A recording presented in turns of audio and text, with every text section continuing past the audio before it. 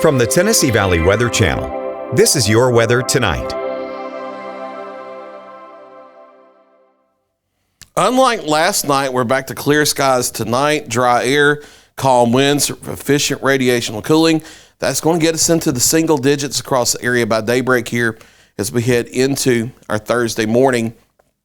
Talking about 5 to 10 degrees for morning lows across the area. If we still have a couple miles per hour of a wind, you could have wind chills near the 0 mark. Otherwise, wind chills will be right around the temperature if we go completely calm, but dropping quickly here out of the teens from the next few hours toward that 5 to 10 degree range. But briefly tomorrow afternoon, we finally get above freezing toward the mid-30s. Here's the Futurecast breakdown showing clear skies out there, and the WIT has winds still of a few miles per hour. That's why it's closer to the upper single digits to the lower teens across the area. However, we do think that the wind will probably go completely calm as we head into the early morning hours, and that means radiational cooling will be as efficient as it possibly can. So for most all of us, our official forecast lows from our forecast here are between 5 and 10 as we wake up tomorrow morning, but plenty of sunshine tomorrow.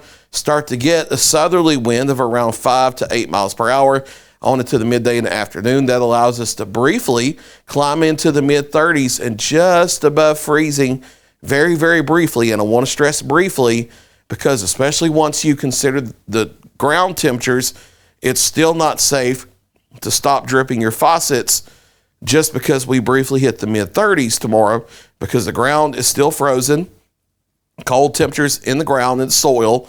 And also, this is very brief in the afternoon. Most of the daytime hours and then the overnights will still be below freezing. I think it's going to be Thursday, if not Friday, when we've had several hours of above freezing, significantly so, before it's starting to be safer for you to not have to drip your pipes anymore. Going into tomorrow night, clear skies dropping out of the 20s into the teens for overnight lows. And then partly cloudy skies here for you Thursday. A few more clouds Friday as well as the Clipper system comes across the area. Maybe even a few light flurries across the region. They would be very spotty and no impact from that. Starting with sunshine on Saturday in the morning, clouds increasing by the afternoon, and I think rain moves into the area late overnight Saturday night on into Sunday. And yes, with temperatures above freezing, that will be rain. We are not expecting any wintry weather with that. So mid-30s briefly tomorrow afternoon after starting in the single digits.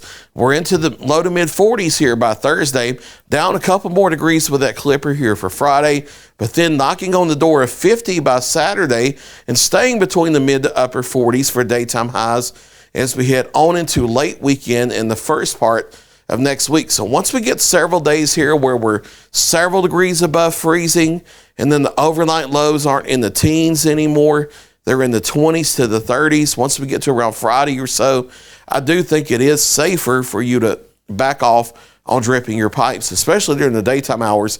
You still may want to drip them into the overnight until we get the mid-30s for overnight lows here as we head through the weekend. The temperatures may be above freezing with the air temperatures, but you have to think of the ground temperatures as well. Clear skies as we head through tonight, dropping in between 5 and 10 degrees for morning lows toward daybreak.